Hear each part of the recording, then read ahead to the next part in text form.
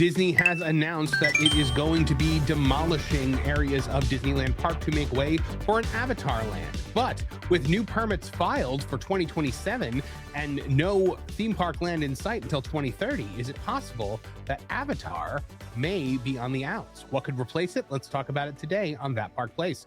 All right, guys, this article from the New York Post says Disneyland files confidential permits to demolish popular ride to make way for Avatar Land. Now, we thought this was going to be sometime in 2026, the closure of Monsters, Inc., right, Vash? Yeah, vaguely, right? Because I think earlier they intimated that they were going to go ahead and do that, do the closure, at least, of Monsters, Inc., Mike and Sully to the rescue, I believe. They intimated that they were going to close that earlier. And then Thomas Muslims came out and said, no, we're going to go ahead and do it later. But that it didn't have any impact on the expectation of when Avatar was actually going to open. So this is kind of an ongoing saga here, but let's go ahead and keep going. I'll fill you in on the deets. So Disney has quietly filed confidential demolition permits tied to a future Avatar-themed attraction planned for Disney's California Adventure, even though the existing Monsters, Inc. Mike and Sully to the Rescue ride isn't expected to close until 2027. The permits, first flagged by Theme Park IQ, cover the Monsters, Inc. building and the Hollywood Lounge quick service location, according to the Orange County Register. Disney officials confirmed the filings support long-term expansion work in the Hollywoodland area, but emphasized the permits are part of early planning. Theme Park IQ, which offers real-time updates and schedules for Disney and Universal Parks, noted that the permits are in their early stages, so don't expect anything to happen for a while. Now here it says, Disneyland has filed 9 confidential plan check demolition building permits this afternoon. One of the permits is related to the Monsters, Inc. attraction building, and one is related to the Hollywood Lounge QSR building. As these are confidential, there is no specific show. Yeah, and so here's the Hollywood Lounge right here. Here's the Monsters Incorporated building. Vash, if they are not getting rid of these until 2027, we're looking at no Avatar land until 2030. And with the Avatar movies making less and less money with each subsequent film, is there going to be enough sustained interest for an Avatar land come that time period? Yeah, I mean, this is a big question burning on the minds of many different Disneylanders who have kind of kept track of this ongoing situation right here, because it would very much appear that Coco is going to go in that space right behind Pixar Pier there. They're already clearing stuff out. They're already making waves in order to make that new attraction boat ride, I believe, possible. So it's like, okay, that's clear, this is coming, all good. With this, though, it's kind of a revolving situation because you have the transportation center right above this area as listed out on the map on screen right now. And so there's some logistical hurdles involving that. You got to get the parking structure up and all of that. With this here, though, it's like this is constantly moved. At first, it was going to be, okay, Monsters, Inc. is going to close until 2026. And it was like, no, it's going to move until the end. You know, it's going to be closed at the end of 2025. It's like, well, okay, well, that's significant. And then it moved back again. And it's just like this kind of revolving situation right here. I think some of that has been influenced by the transition between Ken Rock and Thomas Muslim, the two Disneyland resort presidents right there. So it's like, okay, maybe they each have their own ideas of what actually should happen or take place here operationally. Mm-hmm. And yes, I mean, in this whole time, Fire and Ash, right, has come out and it earned what? At least $500 million less than the previous iteration in this franchise. I think more than that, yeah. Yeah, I mean, well, at least, right? Which is a significant underperformance of Way of Water. Now, you'll remember Way of Water was the kind of, it was the genesis of all of this, right? Because that when that movie came out and makes way over $2 billion, that is right around the time that Bob Iger's brought back into the company, that being December of 2022. And when he comes back in, it's like, look, you're taking a look at the franchises, the various slates. It's like, okay, Star Wars not doing so well, Marvel not doing so well. What is doing very well? Avatar, right? And there was always some pushback and some criticism of the Fox purchase that Disney wasn't properly leveraging that brand, that $70 billion purchase there. So it's like, okay, let's go ahead and put some of this to bed. That's when the first earnings call that he comes back on, he says, we're bringing Avatar, The World of Pandora, to Disneyland as an experience. A lot of people took that and said, well, maybe it might be a meet and greet or something else. But it was very clear to me when I was covering it at the time there that this had to be substantial. You did not have the CEO of the Walt Disney Company coming out there saying, we're going to bring an Avatar experience to Disneyland and not have it actually be substantial. And I think that was also matched via, if I'm not mistaken, D23 magazine back in the day, which actually had a quote there saying whatever ideas that actually are brought forward to Disneyland will be on the same level and scale as Walt Disney World. But 3 years, a lot changes. Fire and Ash comes out, underperforms at the box office. Now it's like, wait a minute, this IP is on the downswing. It's not on the upswing. Conversely, Zootopia, for example, that earned way more than its original, right? Earning, I believe, $1.9 billion at the box office right there. And they already have a great sensational land in the form of Shanghai's land right there, where I believe they just revealed that 1 out of 4 guests going to Shanghai actually go there for that specific purpose in order to see Zootopia there. So it's kind of like, well, why don't you bring this in? This is actually something that's been forwarded by Jim Shull himself. Apparently, Drew Taylor of The Wrap actually interviewed him, and some others who are saying that's not just blue sky right there, that there actually might be some significance behind a rumor like that. And that's when, he covered it in his big Wrap article right there, which everybody should check out because it's really, really interesting, the correlations between Zootopia and maybe something like Avatar. Zootopia merch moves. Avatar, maybe not so much. And somebody who would know that intimately better than anybody would be Josh Giamaro, the head of consumer products, or previously. Yeah, I mean, look at this, man. Like this Zootopia land from Shanghai, this is from Attractions 360. It's incredible. Look at that. Yeah. You're telling me people would rather have Avatar than have this? Well, and here's the thing. It's like we've already done it with this, roughly this generation of Imagineers, right? So, bust out the blueprints, readapt for something like the urban setting of Hollywoodland as it currently exists right now in that corner of Disney California Adventure, and boom, you have this IP going into there.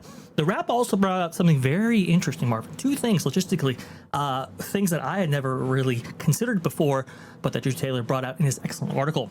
1, there are some logistical issues bringing a boat ride into that area of the park because, well, you're going to need some kind of water treatment facility, which takes up even more land than just your Avatar experience. Because apparently they, at least the concept art has shown that they might be going with something like a Shanghai Pirates of the Caribbean type ride system right there in a very small space. We'll see how effective that actually is. Number 2, though, if you were to go with something like Zootopia, which has Hot Pursuit, I do believe is the key attraction right here, it's something very similar to like a Mickey and Minnie's Runaway Railway over there at Disneyland that currently exists in Toontown. The idea being that, well, if we go with that kind of attraction for that space, it's going to be easier to maintain because a lot of those parts actually cross over. So there are some operational considerations that might be making this decision for Disney on their behalf. But now, Culture, if you were to, let's say, 86 the Avatar concept for Zootopia, how do they go about announcing this without like completely dumping all over the Avatar franchise? So right now our Imagineers are looking to go bigger with Avatar than we're able to with the land available to us. So when we get around to opening our 3rd gate, Avatar will be able to be much larger and we'll be able to give you a bigger experience than we even have been able to do in Florida. That's a tremendous insight right there, Culture. That's exactly how they would put it. You're 100% right. But I mean, Culture, look at this. Do you think that a copy of this would do well in California? Yeah, for all the reasons Vash just highlighted. I think it fits perfectly. It integrates perfectly with what Hollywoodland would have looked like had they continued down that path. I think you have lambs. That's funny. You have multiple show buildings there that could be repurposed and reset dressed. There wouldn't be there actually would have, they'd have to create additional spaces for shopping and some of just what is right now just a facade. If you're Mr. what's that comedian's name? Anyway, it's a facade into anybody else. But the facades that are there are some very hollow structures that could be repurposed for storefronts and things like that. And again, that still sit in front of or as part of a show building. I really do think that this is an easy conversion. I think Vash, for all the reasons Vash stated, as I said before, but the problem is for how long is Zootopia popular? This is my problem with investing into IPs so dramatically early on. I think you want to take well-established things that have some fixed cultural relevance, and I'm not sure Zootopia reaches that just yet. Could it? Certainly. Will it? Maybe in places like China and Japan and other Asian cultures, but I'm not certain that anthropomorphized animals in this way and in this art style are gonna be long term things, despite the amazing creation we're looking at right now as far as animatronics go. MJ, go ahead, Vash.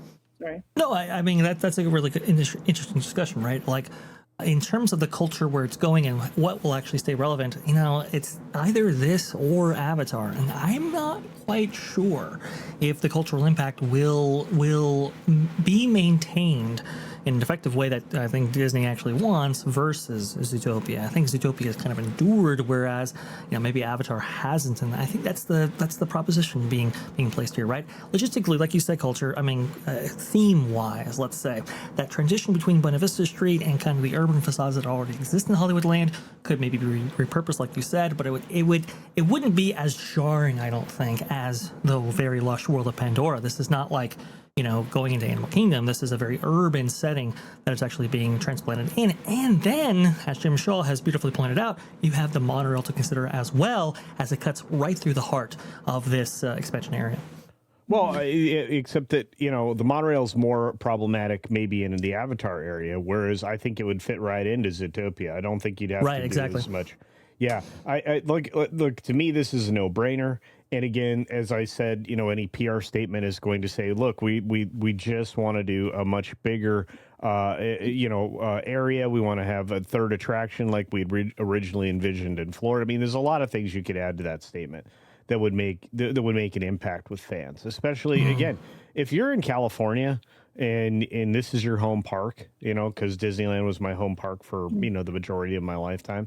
I'll just say that Zootopia is going to have more staying power, but will it be able to be a satisfying experience 30 years from now? Which is, I think, is what happened to the Monsters attraction that was in this area, amongst some other things, that just kind of did never find a foothold because it was done on the cheap. I think that if you don't do this on the cheap, you do a somewhat of a recreation and redevelopment for something that exists in China, I think you're going to be very effective here.